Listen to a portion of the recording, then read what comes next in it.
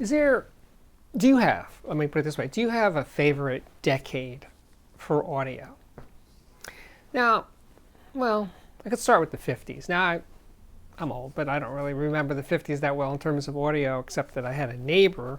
I remember one of my best friends, his father had a really cool tube audio system, which is kind of common because the tube, that's all there really was in the 50s.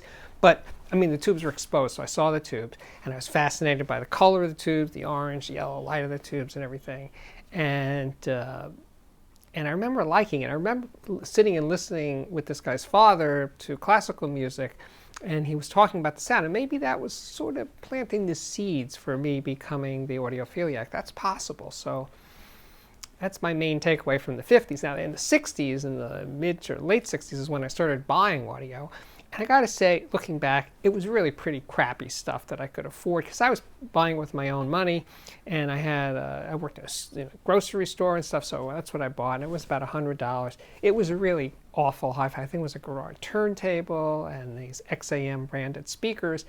Not good. But the thing was, it was mine, and I could play my music on it, and it gave me great passion, great joy.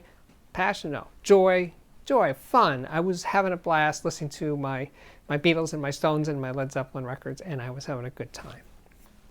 But by the 70s, it was getting more serious, and again, I didn't have great systems in the early 70s. I don't think anything really happened of consequence, although I will bring up that I had this Empire turntable probably in 73 or 74, and it was a high-end turntable for the time, and maybe I'll use it as the thumbnail for this video because it was a cool looking thing. It was an Empire 498 or 598, that's the model number.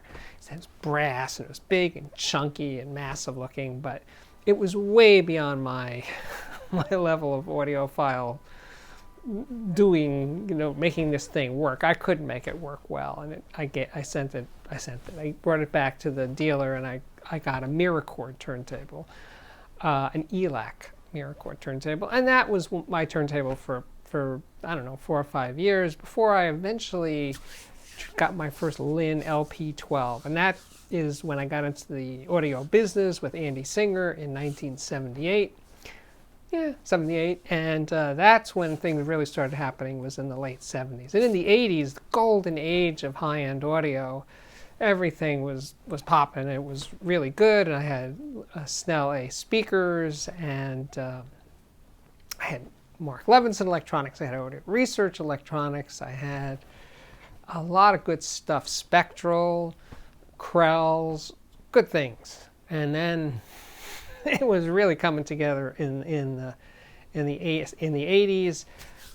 That was it. I mean, I think that was the zenith of passion, and high-end audio was just exploding, and the future looked bright. Now the 90s, hey, had so much energy coming from the 80s into the 90s that the 90s were still pretty damn good, but I could see the dark clouds forming in the form of home theater started to intrude. There was a distraction to strictly 2-channel audio, and then home theater became a thing, and video games and CB radios of all things, they just started becoming these distractions, And certainly by the 2000s, it was computer audio, and of course, oh, by the way, I left out the whole digital part of this evolution. And of course, so digital started in the 80s, but it wasn't really accepted by the high-end community for the most part during the 80s, but certainly by the 90s, it was happening. And that I don't think that was a bad thing for high-end audio, the whole switching from analog to digital, because there was also a lot of good energy, a lot of really strong personalities in the digital world, like Mike Moffat at Theta for one, and Wadia. Dan D'Agostino was heavy into digital. He was really the first, Dan D'Agostino from Krell, he was one of the first to really embrace digital more than, I think, Mark Levinson at that time, and other high-end companies like Audio Research.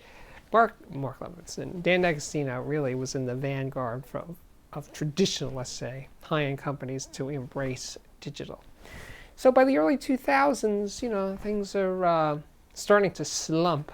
And I would say that that slump has continued for the most part. In other words, the world has moved on. There's so many other things for people to do on the internet and just all kinds of stuff that there's been a move away from high-end audio.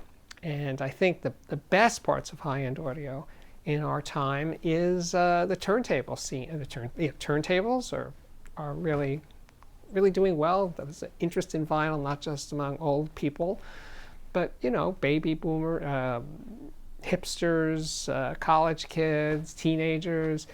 There are enough of them. I wouldn't say hundreds of thousands or millions of them, but enough of them are interested in turntables and vinyl that shows some future potential. And of course, headphones, which is a market that involves millions of people buying various levels of headphones. But the headphone future looks bright, and I think that's a way in for people to get into high-end audio without spending massive amounts of money, because you can get a really nice headphone for $300. You can get a great headphone for $1,000, and that will lead people to more traditional two-channel audio, at least some of the people who are buying headphones. So, it's had its peaks, it's had its valleys, but high-end audio will persevere. One way or another, I'm convinced it has a future.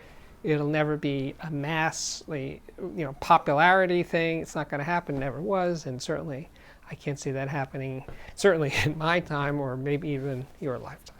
So that's it. So I would like to hear from you guys in terms of, if you're old, have a perspective of decades and how that changed for you personally, and how your impression of the audio business decade by decade, at least the ones you remember.